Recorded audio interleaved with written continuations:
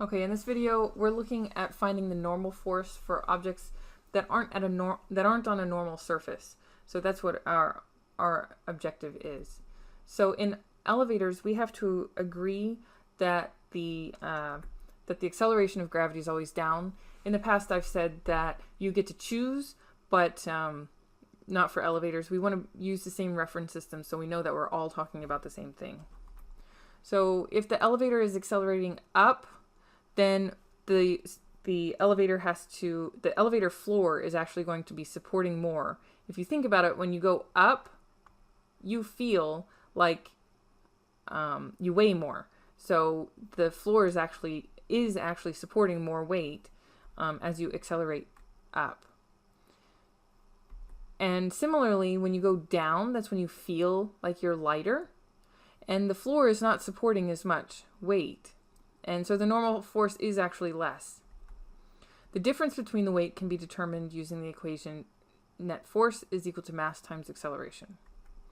So here's an example problem. It says a man standing on a scale in an elevator notices that the scale reads 30 newtons greater than his normal weight.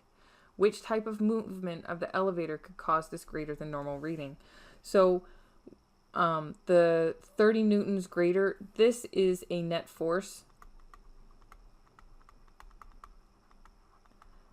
So if you have a net force that's positive, mass times acceleration, that the mass didn't change, but the acceleration did, and it was positive. So that means that the acceleration was positive in the upward direction.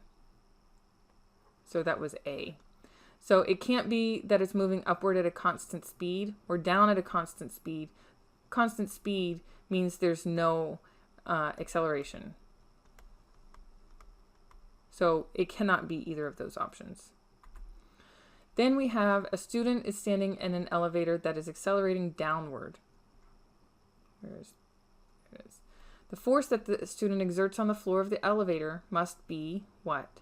Less than the weight of the student when at rest, greater than the weight of the student when at rest, or less than the force of the floor on the student, or greater than the force of the floor on the student. So these two are not true. Unless the student is actively breaking through the floor, the force that the student exerts on the floor is not going to be greater than the force of the floor. If the student's force was greater, it would go through the floor. If it's less, they'd be floating in space. It has to be equal because neither of these is true. So then that leaves these two options. So if it's less than the weight of the student when at rest, let's try this out. So it says that the elevator is going down. So this is a negative acceleration. So that means that the net force must also be negative because our equation is F net is equal to mass times acceleration, and the mass isn't going to change, so it's going to be directly proportional. What one does, the other one also does. So that means that the force is going to be less than the student when it's at rest, when he's at rest or whatever. So then we have another example problem. It says a student weighing 500 newtons stands on a spring scale in an elevator. If the scale reads 520 newtons, what's the elevator doing? So now we need to figure out the net force. And that is going to be the force of gravity plus the normal force.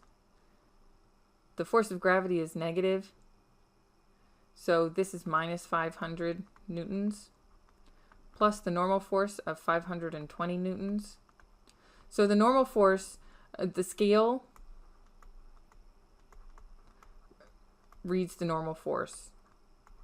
And we will talk more about this in class.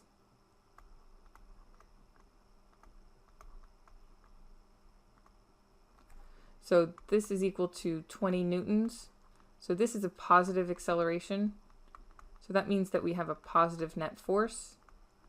And that means that he is accelerating upward. Now we have one last type of problem, and these are the sleds and lawnmower problems.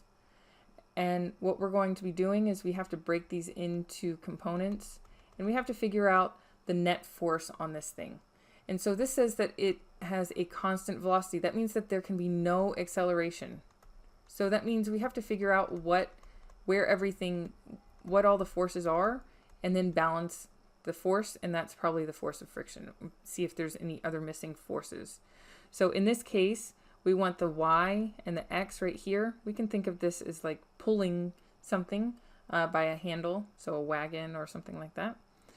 So this would be Y is equal to 60 sine 34 degrees, and that's equal to 33.5 newtons.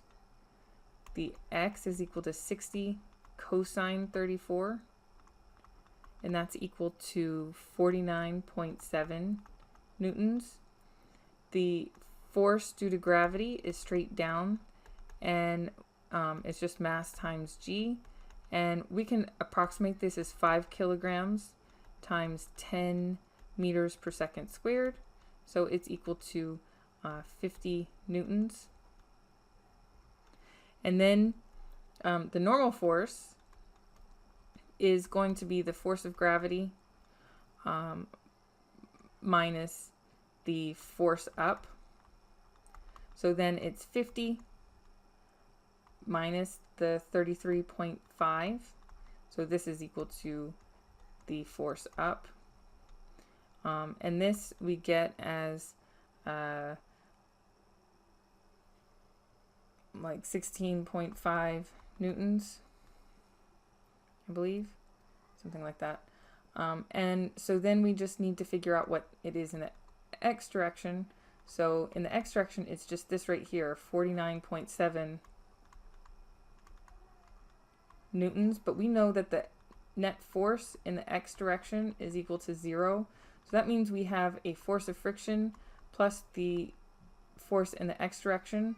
So then we can solve for the force of friction, so it's equal to the same thing. So it's going to be 49.7 newtons in the opposite direction.